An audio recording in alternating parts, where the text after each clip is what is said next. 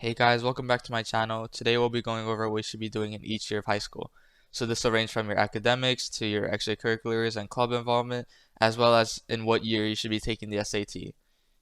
And so this video is designed to help you get into a good college, and it'll keep you on track to finish high school strong. I'll have all the timestamps linked in the description below, as well as the link to this Google Slides. And so without further ado, let's get started.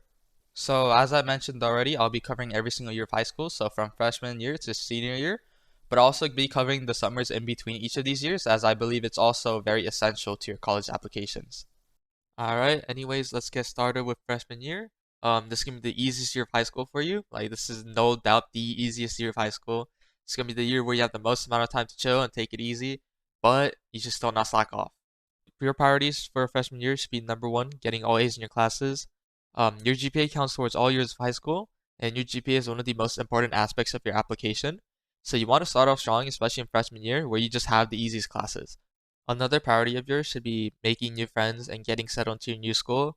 High school is not just about academics, but it's also about having a social life, meeting new people, getting to know new people, and so just find your friend group and settle down. Next, you should also be joining as many school clubs as possible. School clubs are very valuable extracurriculars that can make or break your application. And joining as many clubs freshman year and then cutting down in your later years is the most ideal way to gain extracurricular activities that actually look good on your application. And so, freshman year, just join as many as possible. Like, even if it doesn't excite you or interest you, just join them and see how they are first. And then after that, maybe in like end of freshman year to maybe beginning of sophomore year, you can start to cut down on the amount of clubs that you participate yourself in. Finally, you should also start meeting up with your guidance counselor and getting to know them. You want to make sure you fill out your graduation requirements as you go throughout high school, but you also want to just meet with them a bunch so that you get to know them, but they also get to know you. Moving on to your summer before sophomore year, so this is right after you finish freshman year. Honestly, like you don't need to do much during the summer, but you should start researching different career paths because you want to have a general understanding of what you want to pursue in college early on in high school. And by knowing what you want to pursue for your career early on in high school, you can start to shift your focus on taking specific classes, joining specific clubs, and taking specific initiatives, which can include, passion projects and all that good stuff. Like I know for my case, I decided on a major kind of late. It was during the start of junior year that I decided, oh, I wanted to go into business, and so I didn't like have as much time to really get more extracurriculars that lined up with my major, take classes that correlated with my major, and so it's a little bit of a regret. But if you can decide on a major early on, it'll go a long way for you. To actually research different career paths, you can do this in multiple ways. Number one, you can research through YouTube, Google, Reddit. Reddit's a fantastic source to get a really good understanding of what each kind of job and major is like. Number two, you can connect back to your passions and interests, see what intrigues you the most, and try to see if any majors in college correlate with your passions. And number three, you can always just listen to upperclassmen or other friends for advice. Some of the most popular career choices include the STEM field, medical field, and business field.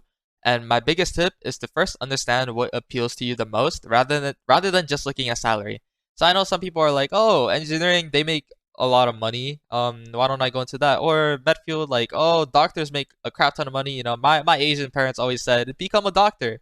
Don't just look at salary because you want to enjoy whatever job you end up in rather than suffering but making lots of money, you know?" So just first try to understand what intrigues you the most and then follow up on that. Moving on to sophomore year, this is when it starts to get serious, y'all.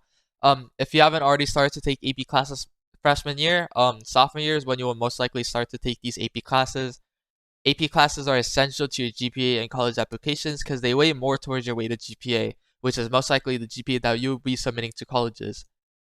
Getting A's in AP classes will boost your GPA significantly, so make sure to do well in these AP classes. There's also AP exams that you take during May of every year. And with these AP exams, you should be aiming for fours and fives, or at the very minimum of three, because they're a crucial indicator to colleges of your testing skills and academic abilities.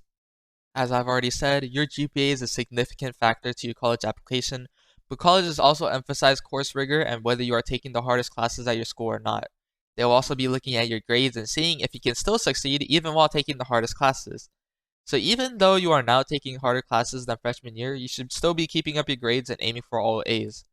And if you haven't already been trying to take the hardest classes at your school, you should 100% be trying your best to be taking those classes because colleges really emphasize course rigor and whether you are taking the hardest classes that are available at your school or not. And to just put this in perspective, colleges will prefer a student who gets B's and A's on their APs and honors classes rather than a student who gets all A's but only take regular classes. Moving on to clubs for sophomore year, I mentioned earlier that in freshman year, you should be joining as many clubs as you can. And within that time in freshman year of participating in these different clubs, you should have been figuring out which clubs interest you the most, which clubs are boring or don't really do much, and which clubs you can possibly create the most impact in. And so now's the time for you to decide which clubs to keep and which clubs to leave. And to do that, consider this.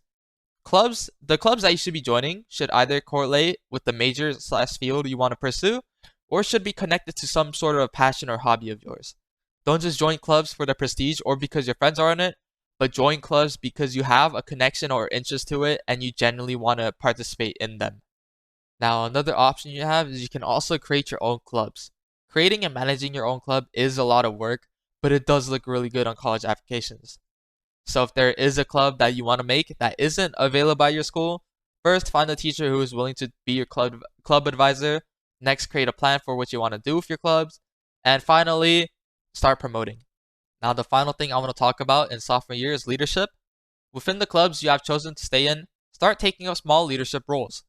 Most clubs will have leadership spots open every year, so start to take that opportunity to get yourself more involved into these clubs. Because colleges look for leadership and contributions when it comes to clubs, so being a board member or some sort of leader is super duper important. Now you might be wondering, why should I go for smaller roles instead of the higher roles? And that's because juniors and seniors will most likely be going for the higher roles, such as president and vice president. And since they have been in the club for a longer amount of time and have made much more contributions to the club than you already have, they have just a more likely chance of getting that spot. Smaller leadership roles include treasurer, secretary, and much more. And I also want to emphasize that if you are confident and if you think you can and want to run for these spots, don't limit yourself to just these smaller roles, but instead, just be ambitious and try to go for president and vice president.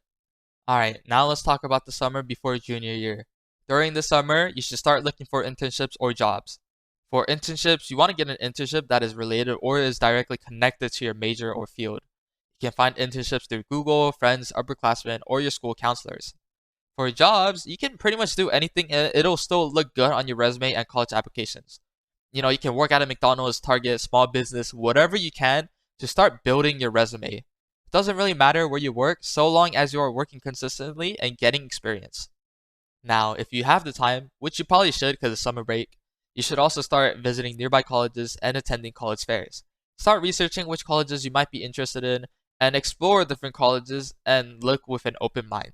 And the reason why I emphasize that is because there's obviously the top colleges such as Harvard, Yale, UPenn, MIT, all of them, right? But you also want to start researching the smaller colleges and maybe some of your state colleges to really get an understanding of where you might want to attend. Junior year. This is probably the most intensive and stressful year of high school in terms of academics and workload. You're going to be taking a stupid amount of AP classes this year, but keep in mind that you should still be aiming for all A's.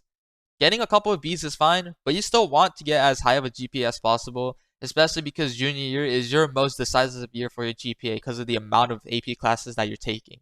If you haven't already been doing so in freshman year and sophomore year, you should also be actively involved in your classes for junior year especially, because for your letters of recommendation, you're most likely going to be asking your junior year teachers for these. And so if you want your letters of recommendation to be excellent and help make you stand out, then actively participate in your classes, because you want your teachers to be able to vouch for your intellect, but also for your other qualities such as leadership, initiative, or whatever that may be. And for your teachers to be able to write about that, you want to really give them an example in your classes. Moving on to clubs, continue to keep up with your extracurricular activities. For clubs, start to take on high leadership positions such as president and vice president, and continue your involvement within these clubs And remember that you can always create your own club if needed. And I'd actually recommend doing this during junior year, especially if you haven't already done so in previous years. Because in my opinion, junior year is the best year to start a club as you already have experience being in other clubs. And starting your own club means you become a founder and the president automatically. Also, it just shows initiative and a drive to get things done, so it looks really good. Now let's talk about the SAT. Junior year is the most ideal year, in my opinion, to take the SAT, because by this point, you've already developed both your English and math skills throughout freshman and sophomore year. You also have little to no time during senior year to take the SAT due to college applications. But junior year still has a bunch of workload already, so you should align your studying and testing with your breaks.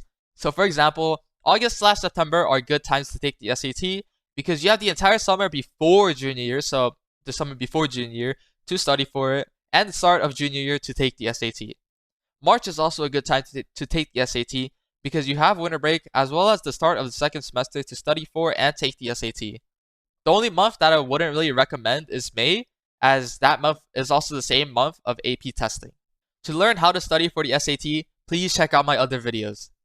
Alright, now it's time for the summer before senior year.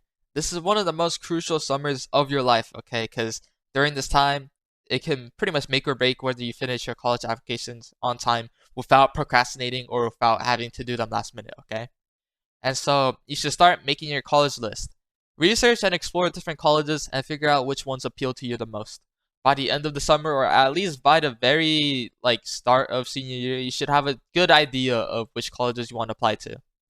You should also be starting on your college applications. If you're applying to any UCs, work on your PIQs and have them done by the end of summer. For Common App, have your personal statement done or at least a strong draft of it finished. And additionally, you should also have a list of your extracurricular activities along with any awards you have won. You want to get all of this done before starting your senior year, as you will have little to no time to work on your college applications.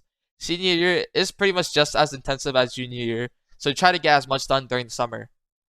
You can also do an internship or a job during the summer as well, and I would actually recommend you do this as long as you can find the time to do so. So now you're in senior year, you're trying to get all your applications done on time, you're trying to just get over it with high school, but you should still try to finish off strong with your grades. Continue to take the highest level classes you can, and continue to aim for all A's within these classes. You want to do good at least until semester 1 is over, because colleges will look at semester 1 grades for your senior year for college applications. And colleges still do look at semester 2 grades as well, but that's only to make sure you weren't slacking off too much. By the time semester 2 ends, you would have already gotten all your college acceptances and decided on a college to go to. The only reason why semester 2 matters a little bit, and you should still put in some effort, is because colleges don't like to see students completely failing out or getting all C's. So at the very minimum for semester 2, aim for B's and a couple of A's if possible. Now let's talk about college applications. Be on top of your applications, okay? If you're applying early decision, early action, or restrictive early action to any colleges, make sure you know the deadlines for those schools and be on time with your applications. No exceptions, because you missed the deadline, well, too bad, you can't apply, alright? So don't slack off or procrastinate on your applications as it'll build up quick. If you already started to write your college applications during the summer, then you should have much less stress to deal with. Also, you should be on top of your financial aid. For FAFSA and CSS, make sure to do those as soon as they open up. For any scholarships that you are applying to, whether it's through a program or from a college directly or even from your own school, make sure to meet all those deadlines and requirements on time. As for your SAT, if you need to retake it during your senior year, you should probably do so. You want to aim for at least a 1400, but a score of 1450 to 1500 plus is most ideal. So if you have time to retake your SAT and you still have the willpower to take the SAT, do so. Ask for your letters of recommendation early, okay? Figure out which 2 teachers you want to ask for your letters of recommendation and ask them within the first month of senior year. Ideally, you want to ask them within the first week of school or even the first day of school, because some teachers have a limit to the amount of recommendation letters that they're willing to write, and it's most likely just a first come first served basis. Also, don't forget to ask your counselor for a letter of recommendation as well. Counselors have to write a letter of recommendation for every student, so they'll probably have a long line of students they have to write for. So by taking the initiative and asking them early is best for you and allows your counselor to put more thought into your letter of recommendation. As for your extracurriculars, they should pretty much just be finalized by now, okay? If you have an opportunity to take up any more leadership positions, you can feel free to do so. And you should still be continuing your involvement in all your extracurriculars, but you shouldn't necessarily be picking up any more activities to do. Okay, that'll be all for this video. Thank you for listening. If you have any questions, feel free to comment down below or contact me at Yudongster on Instagram. I respond quickly to either. You can just put down a comment. I'll respond probably within like 48 hours. If you DM me, I'll probably respond within like a couple hours. So yeah, thank you for listening. Please check out my other videos. Make sure to like, subscribe, all of that. Share with friends. Thank you very much.